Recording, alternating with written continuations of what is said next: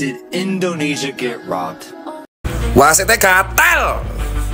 Ngerti gatel le? Kalian tahu kenapa kita dikerjain? Banyak banget supporter Indonesia yang kecewa pada wasit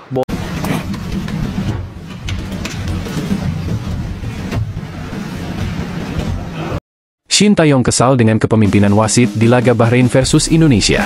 Pelatih tim Garuda itu menilai kepemimpinan sang pengadil bias dan memalukan.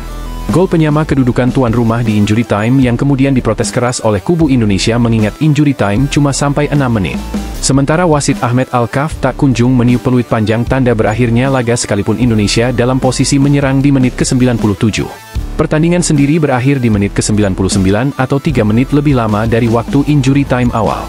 Keputusan Al-Kaf ini menuai protes keras kubu Indonesia di akhir laga yang berujung kartu merah untuk manajer tim Sumarji. Para pemain sempat menggugat keputusan itu, meski hal itu sia-sia karena peluit panjang sudah berbunyi. Alhasil, kontroversi di laga ini menjadi perbincangan di jagat maya terutama soal Al-Kaf yang dinilai berat sebelah karena membela tuan rumah. Shin Taeyong tak kuasa menahan amarah dan mengkritik kepemimpinan Al-Kaf tersebut. Para pemain Indonesia dan Bahrain tampil luar biasa sampai akhir pertandingan. Tapi saya masih ingin menyampaikan hal memalukan soal keputusan wasit. Jika AFC ingin lebih baik, maka wasit juga harus bisa memutuskan dengan baik, ujar Shin dalam jumpa pers yang disiarkan PSSI TV. Jika Anda semua menonton pertandingan ini, maka Anda akan paham mengapa semua pemain kami marah. Anda tahu tambahan waktu 6 menit, tapi malah berjalan lebih dari 9 menit. Anda tahu keputusan wasit semuanya bias, semua pemain Bahrain meminta free kick ketika kami melakukan pelanggaran. Anda pasti tahu kenapa para pemain kami marah besar, papar Shin. Respon Jai Idzes banjir pujian netizen.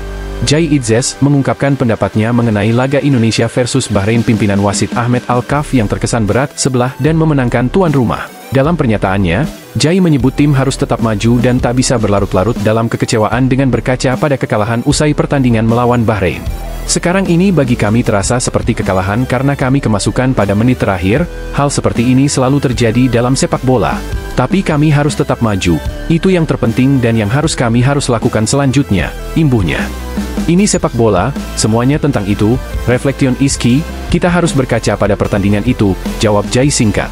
Menurutnya, penting bagi tim untuk mengembangkan diri berkaca pada pertandingan Indonesia versus Bahrain agar tak mengulangi kesalahan yang sama pada pertandingan selanjutnya. Pernyataan Jai Idzes tersebut sontak menuai pujian netizen.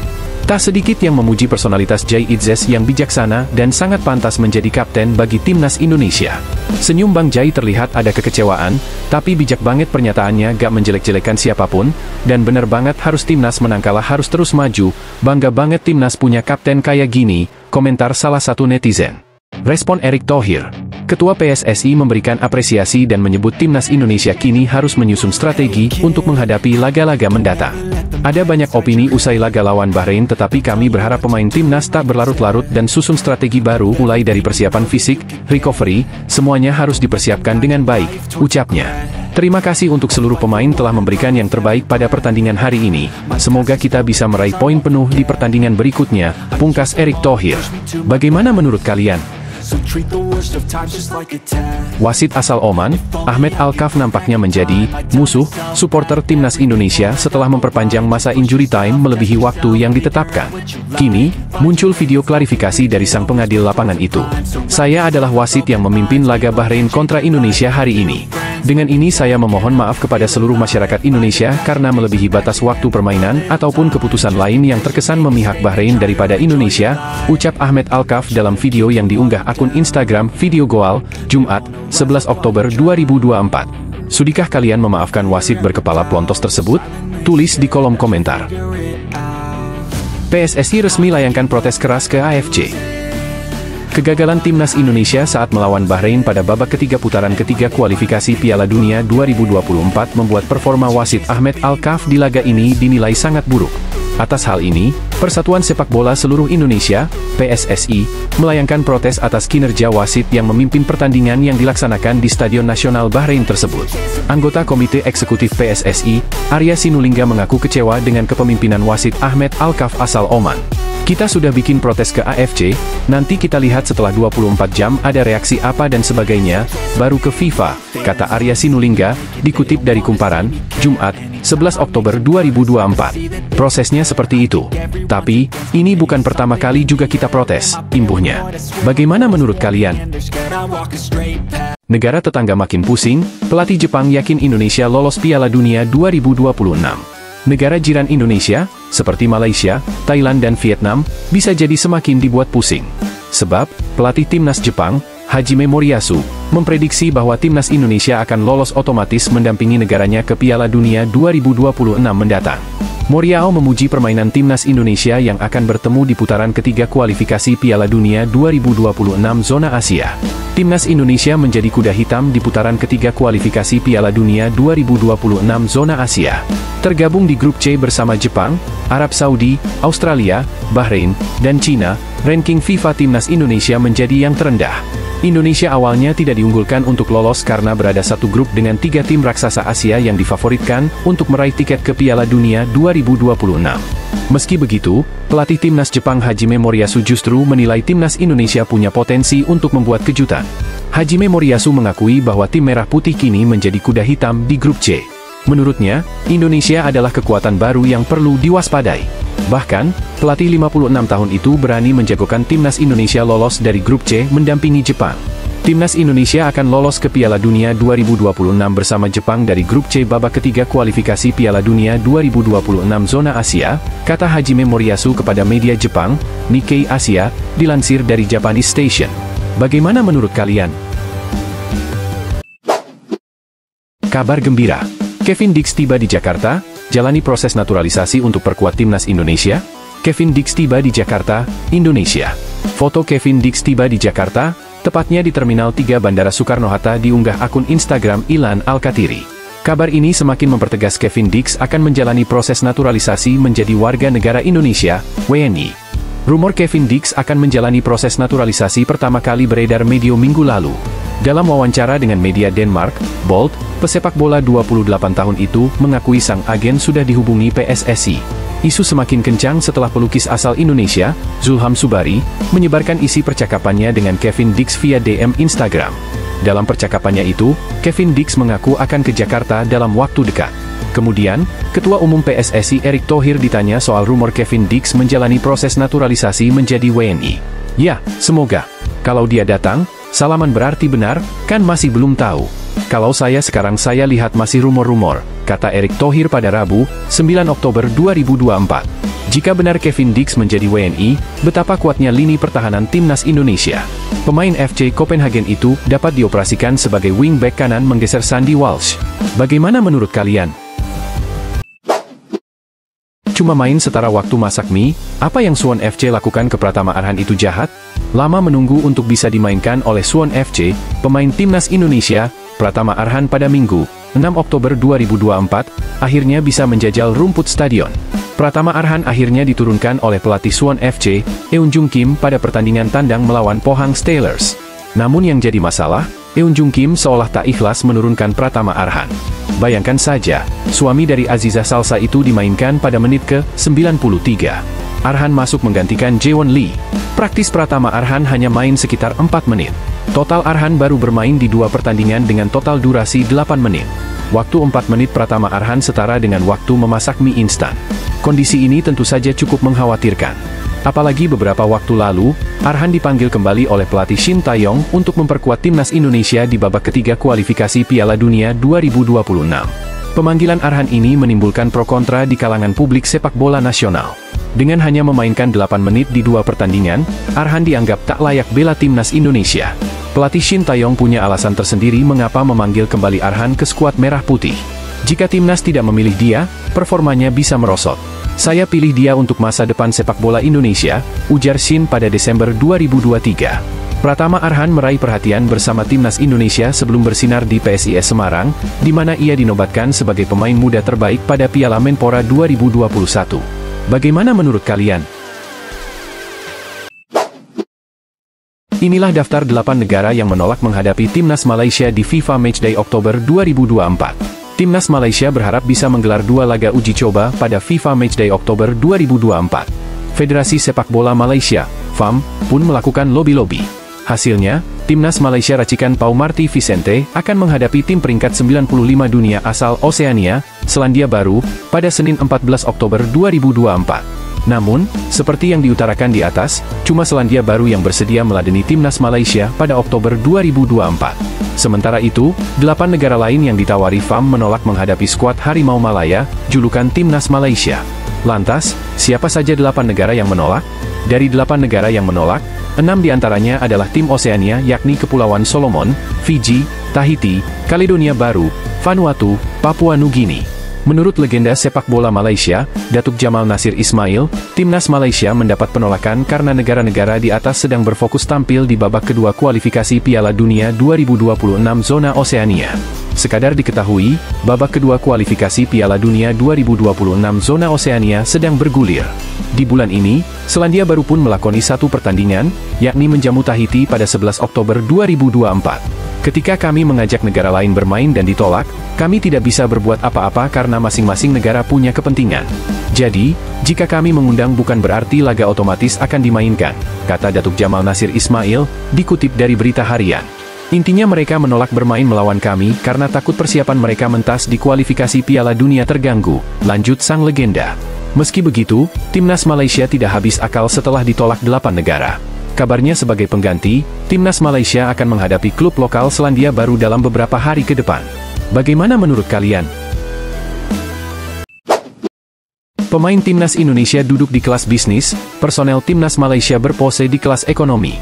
Beda nasib pemain timnas Indonesia dan timnas Malaysia dalam perjalanan menuju negara masing-masing jelang mengarungi FIFA Matchday Oktober 2024. Mengutip dari akun Instagram _Indonesia, terlihat para pemain timnas Indonesia benar-benar dimanjakan Ketua Umum PSSI, Erick Thohir.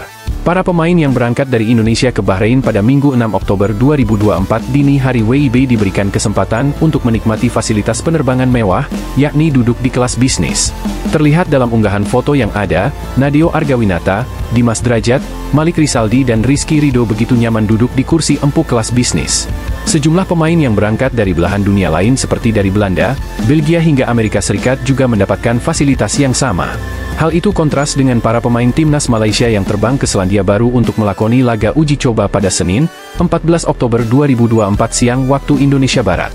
Dalam foto yang beredar, dua pemain timnas Malaysia berdarah Brasil, Hendrik Dos Santos dan Paulo Jos terlihat berpose di atas kursi kelas ekonomi.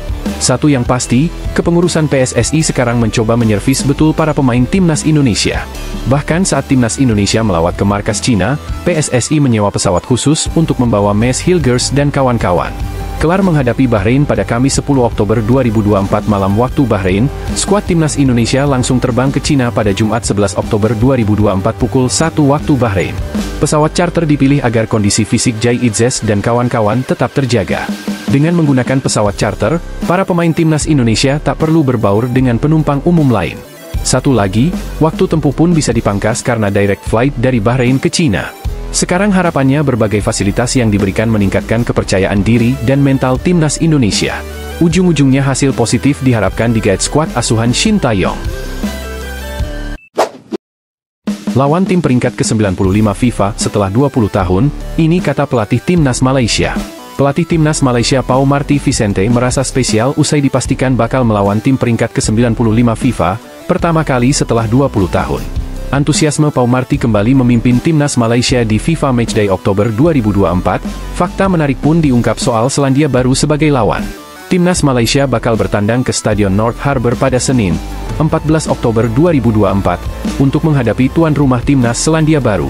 Digelarnya pertandingan ini membangkitkan memori masa lalu yang pernah dialami Malaysia kala berhadapan melawan Selandia Baru. Tepat 20 tahun lalu, kali terakhir skuad Harimau Malaya menghadapi tim berperingkat ke-75 FIFA ini dalam laga persahabatan. Kala itu, Malaysia bertamu ke Auckland tepatnya pada Februari 2006 dan berakhir menelan kekalahan tipis 1-2 dari tuan rumah. Kini momen itu hadir kembali, kekuatan Selandia Baru pun tidak bisa dipandang remeh dengan pemain-pemain yang berkarir di Eropa. Seperti diantaranya Chris Wood di Nottingham Forest, Marco Stamenik di Olympiakos dan Matthew Garbett di NAC Breda. Itulah yang membuat Pau Marty antusias, ia menganggap lawan berkualitas seperti Selandia Baru akan membuat kekuatan Malaysia meningkat. Saya tidak memikirkan status, negara dalam hal, laga, persahabatan, ucap Pau Marti seperti dikutip dari Makan Bola. Semua pertandingan persahabatan itu spesial, yang kali ini, melawan Selandia Baru, juga spesial. Sudah hampir 20 tahun sejak Malaysia, terakhir kali, bermain di Selandia Baru, tim yang sulit dan tempat bermain yang sulit. Karena itu, pelatih asal Spanyol ini berharap Malaysia bisa mendapatkan lawan berkualitas seperti Selandia Baru di laga-laga selanjutnya. Kami harus membiasakan diri dengan lawan seperti ini untuk meningkatkan kepercayaan diri dan mendapatkan hasil yang baik, imbuh Pau Marti.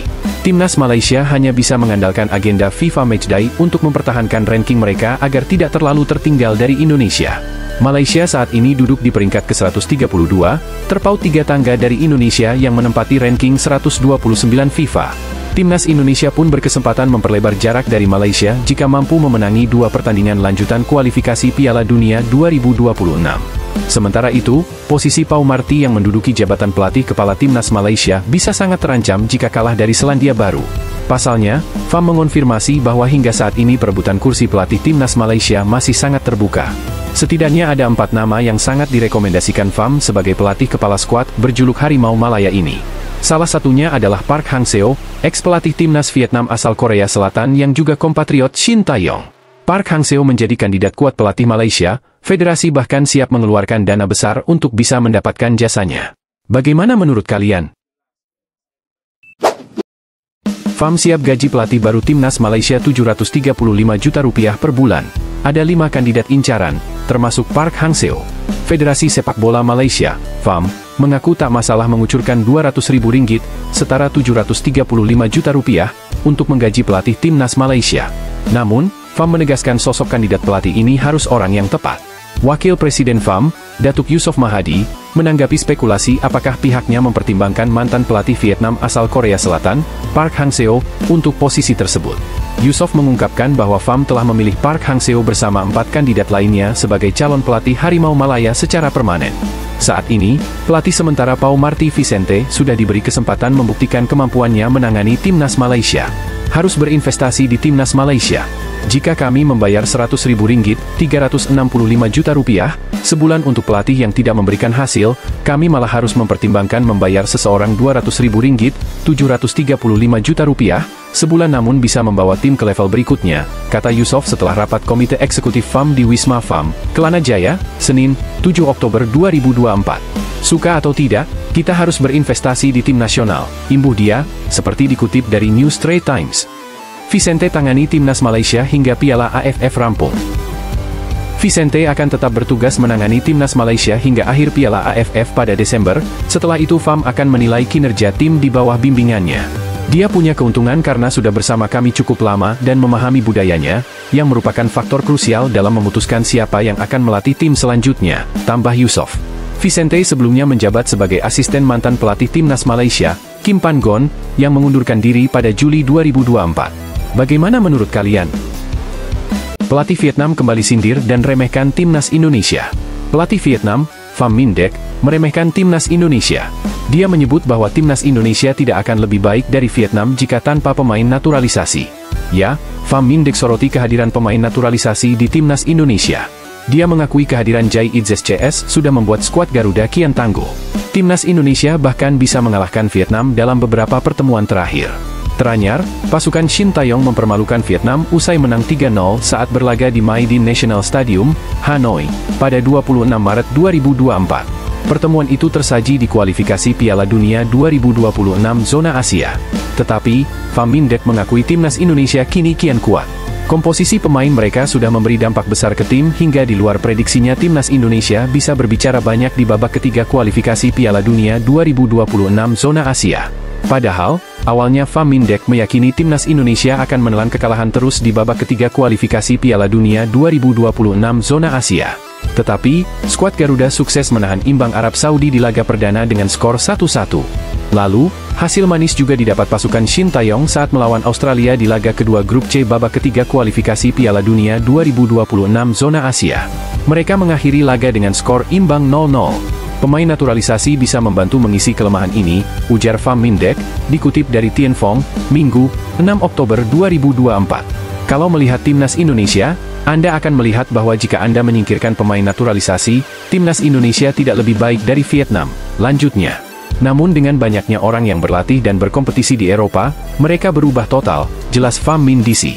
Saya pikir timnas Indonesia akan kalah saat memasuki babak ketiga kualifikasi Piala Dunia 2026, tapi mereka mengejutkan semua orang dengan bermain imbang dengan Arab Saudi dan Australia, tutupnya. Bagaimana menurut kalian? Jai Idzes berharap dukungan penuh supporter saat lawan Bahrain dan Cina. Kapten Timnas Indonesia Jai Idzes meminta dukungan penuh dari supporter pada dua laga tandang putaran ketiga kualifikasi Piala Dunia 2026 zona Asia melawan Bahrain dan Cina. Hal ini dikatakan Jai melalui unggahan video Instagram Timnas Indonesia pada Senin WIB setelah dirinya tiba di Bahrain untuk bersiap melakoni laga perdana. Hai para penggemar Garuda, saya di sini di Bahrain. Kami membutuhkan dukungan Anda di pertandingan berikutnya, juga pertandingan di Cina. Kita Garuda, kata bek milik Venezia itu, dikutip Senin. Sementara itu, persiapan pertama melawan Bahrain sudah dilakukan penggawa Timnas Indonesia. Beberapa penggawa yang sudah datang telah melakoni latihan perdana yang dipimpin langsung pelatih Shin Tae-yong di Hamad Town Youth Sports Ground pada Minggu 6 Oktober malam. Laga melawan Bahrain akan dimainkan pada Kamis 10 Oktober pukul 23 WIB di Stadion Nasional Bahrain, sedangkan laga melawan Cina akan dimainkan pada Selasa 15 Oktober pukul 19 WIB di Qingdao Youth Football Stadium.